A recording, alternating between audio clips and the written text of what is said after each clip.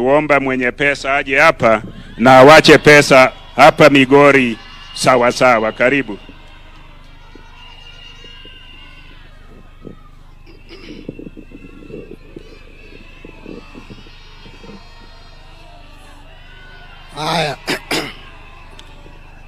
Your Excellency, I'm really struggling so that I speak. I was praying at night that God gives me back my voice to speak in this function. And I'm sure I am going to say something. So, Your Excellency, allow me to ride on all the protocols already established and say we welcome you to Migori. Migori is actually my second county. Migori is my home. Your Excellency, my father lived in Migori for almost 20 years.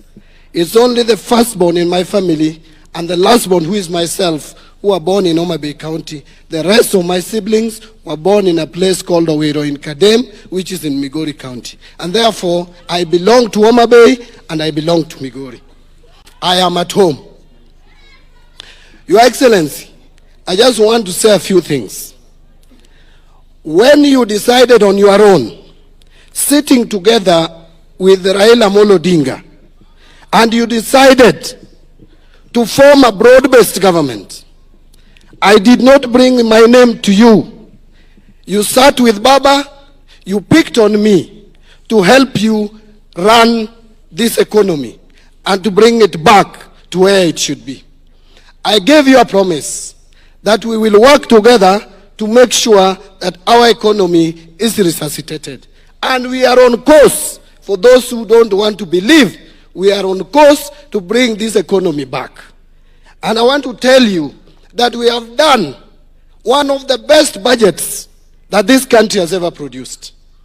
Very realistic, very efficient and effective, and which will deliver this country. And we are very fair to the whole country.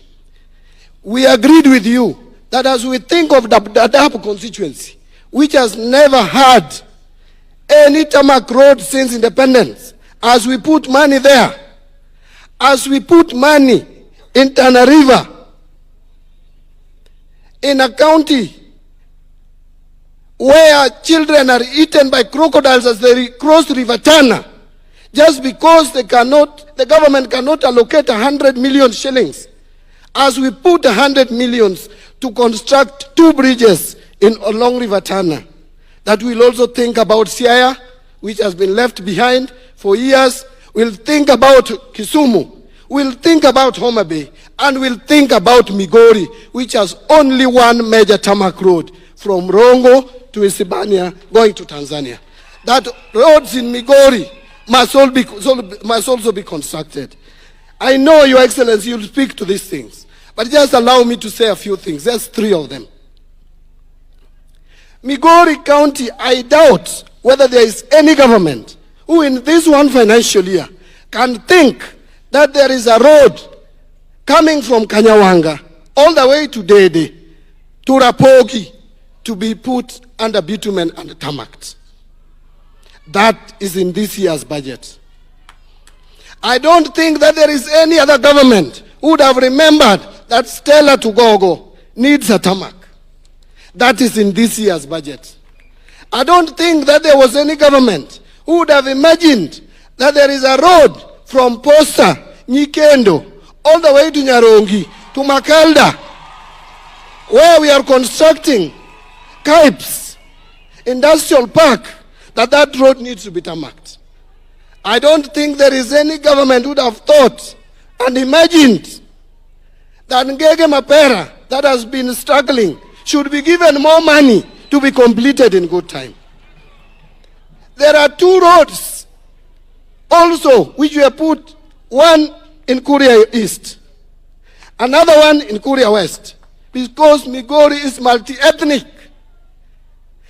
Which other government would have imagined that there is a road from Kababu, Bondo, all the way to where we are going, Pinyoye, all the way to Kadera, all the way to Oto, all the way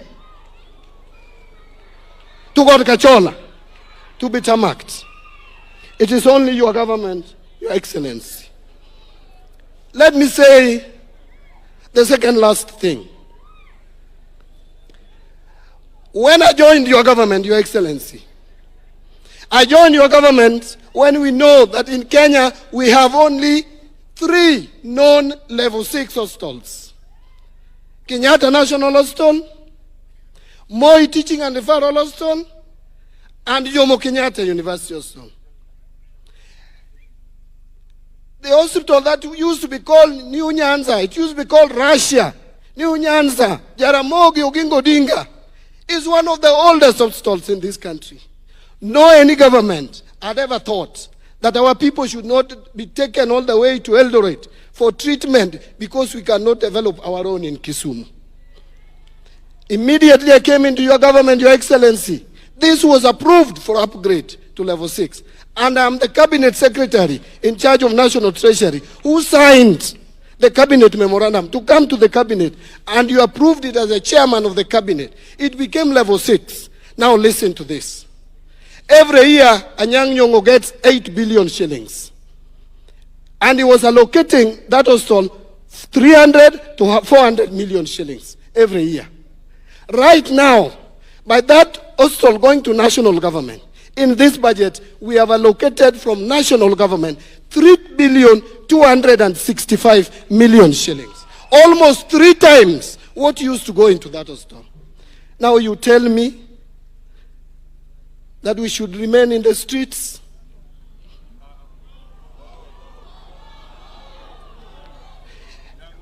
I want to conclude. Yes, Luos are known for fighting for human rights. And we will continue to fight for human rights. But human rights is a wide terminology. It includes political rights, but it also includes economic rights. We must also have economic rights. And so we appreciate what the leaders who are ahead of us have done. And we must appreciate that us must also help them move forward. But we will help them under the leadership of only one person, Raila Odinga, who has chosen to work with William Samoei Ruto. And Your Excellency, let me tell you, I've looked around, checking in terms of years of service, not age. The person I can compare myself with here, in terms of seniority, of years of service, I'm even above the governor. The years in elective positions and these positions of government, I'm even above the governor. It's only Dr. Buru and yourself. If you want to read the body language of Raila Odinga, read Dr. Buru. If you want to know the body language of Dr. Odinga, of Raila Odinga, check what UNET is saying. If you want to know who understands the body language of Raila Odinga, check what Mbadi is saying. And then stop listening to any other people. We are moving forward, forward ever, backward never. Asanteni sana.